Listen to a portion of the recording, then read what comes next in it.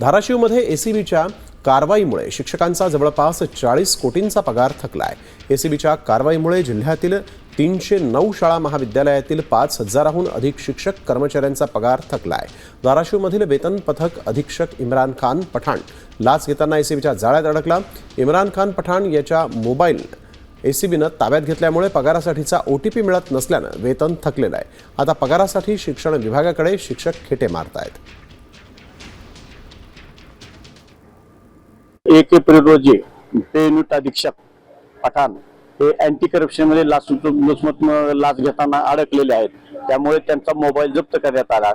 त्यामुळे त्या ठिकाणी पुढील चार्ज जोपर्यंत फोन मिळणार नाही तोपर्यंत पगारी होणार नाहीत असं आम्हाला सांगण्यात आलं आहे। त्याचा जो ओटीपी नंबर जो असतो तो ओटीपी नंबर जोपर्यंत कोट्यवधी रुपयाचा रक्कम असतो, त्यामुळे तो ओटीपी नंबर जोपर्यंत संचालक पुणे शिक्षण विभागाचे ते जोपर्यंत देत नाहीत तोपर्यंत पगारी होणार नाहीत।